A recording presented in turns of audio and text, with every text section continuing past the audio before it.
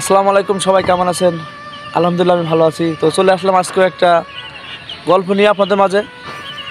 তো গল্প শুরুতে বাস্তবতা নিয়েই কিন্তু কথা বলি আমি, আর যেগুলো হয় বা হয়েছে এরকম বিষয় নিয়ে কথা বলি, যেটা বললে মানুষের কাজে আসবে। তবে গল্পটা কেউ স্কিপ করবেন না, শেষ পর্যন্তই দেখবেন এবং শুনবেন। যাই হোক, মূল পয়েন্টে চলে যাই। আমার গল্প ছিল আজকে, যারা আমরা বন্ধু নিয়ে ঘুরি বা কাছের মানুষ নিয়ে ঘুরি, তারা কিন্তু পাশে থেকে কিন্তু বিষাক্ত সাপের মতনই সবল মারে যদি সুযোগ পায়। তো এমন সুযোগ দেবেন না যে আপনাকে সুযোগ পাইলেই সবলটা মারবে। তো যাই হোক, কোনো একজনের সঙ্গে খুব আপন মানুষ হিসেবে ঘুরতাম বা থাকতাম, এমন মানুষ নিয়ে কিন্তু আমরা অনেকে বসবাস করি এবং সঙ্গে রাখি সবসময়ের জন্য। কারণ চলার পথে বন্ধু থাকে, অনেক ভাই ব্রাদার থাকে, তাদেরকে নিয়ে কিন্তু চলা লাগে। কিন্তু আমার মনটা পরিষ্কার, তাদের মন তো আর পরিষ্কার না, এটাই।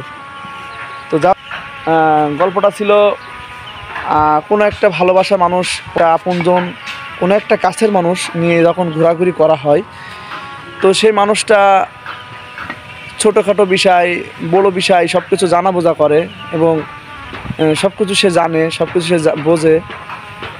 ধরেন আপনি কোনো কাজ করলেন বা আপনারে ভালো উপদেশ দেয় বা আপনার সঙ্গে থাকে, আপনাকে খুব ভালোবাসে এরকম।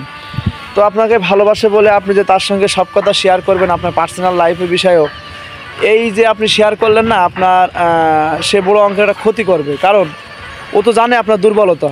তো সবসময় চেষ্টা করবেন আপনি যার সাথে সবসময় ঘোরেন ওর সাথে সব কথা না বলার জন্য। কারণ কোনো একদিন দেখবেন আপনি যে কথাগুলো বলছেন ওই কথাগুলো সে আপনাকে ফেরত দেবে।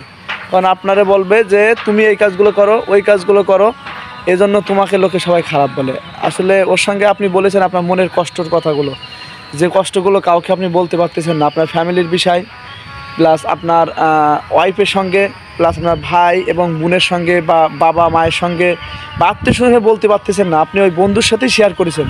আর ওই বন্ধুই আপনার ওই কষ্টের কথাগুলো নিয়ে একদিন কি আপনার মুখেই ছুরিটা মারবে, মানে বুকেই ছুরিটা মারবে, আর মুখের পরে কথাগুলো ছুড়ে দেবে যে তুমি এরম ধরনের মানুষ। তো এই ধরনের কথাবার্তার থেকে দূরে থাকবেন যারা এরম ধরনের কথা বলেন ভাই। কারণ আপনার সঙ্গে যদি কোনো ব্যক্তি আপনার মনের কষ্টের কথা বলে, আপনি সেইগুলো শুনে রাখেন, আর না হলে আপনি শুনেন না, বলেন যে আমার সাথে বলার দরকার নেই, তাই বলে তার কষ্টের কথাগুলো নিয়ে আপনি তাকে খারাপ বাজে কমেন্ট করবেন, এগুলো কিন্তু করা ঠিক না। আর সে যদি অন্যায় করে থাকে, আপনি তাকে বলেন যে ভাই আপনি এই অন্যায়গুলো করেছেন, এইগুলো করা যাবে না বা করলে হবে না। আপনি ওই সুযোগটা কাজে লাগাচ্ছেন যে তার ফ্যামিলির গার্জেনের সাথে গিয়ে বলতেছেন বা তার কাছের মানুষের সাথে বলে দিচ্ছেন যে অমুক মানুষটা অমুক কাজটা করেছে। আপনি তার সাথে থাকেন, তার সাথে চলাফেরা করেন, সে অন্যায়টা যদি করে থাকে তারে বলবেন আপনি। কারণ আপনার বন্ধু এসে, বন্ধুটা অন্যায় করলে কিন্তু একটা বন্ধু তাকে বলতে পারে, কিন্তু তাই বলে বন্ধুর গার্জিয়ান পক্ষের সাথে বলা ঠিক না। তো এরকম ধরনের যারা বিষাধর সাপ আসেন, বন্ধুত্ব ছলনাময়ে বন্ধুদের পাশে থেকে ক্ষতি করার চেষ্টা করেন, এরকম ধরনের কাজ করবেন না। আপনাদের কাছে দু হাত জোর করে বলি, ভালোবাসার মানুষের সাথে ভালোবেসে চলতে শেখেন, দেখবেন ভালো লাগবে। কিন্তু আপনি বন্ধু সেজে যে বন্ধুর একটা ক্ষতি করতেছেন, এটা করা কিন্তু উচিত না। তো ভাই যারা আছেন তারা একটু ভালো থাকবেন এবং আশপাশের লোকগুলো একটু সেভাবে নিয়ে চলাফেরা করবেন, কারণ এরকম ধরনের লোক কিন্তু অনেক আছে। তো আজকে এই পর্যন্তই, ভালো থাকবেন, সুস্থ থাকবেন, আল্লাহ হাফেজ।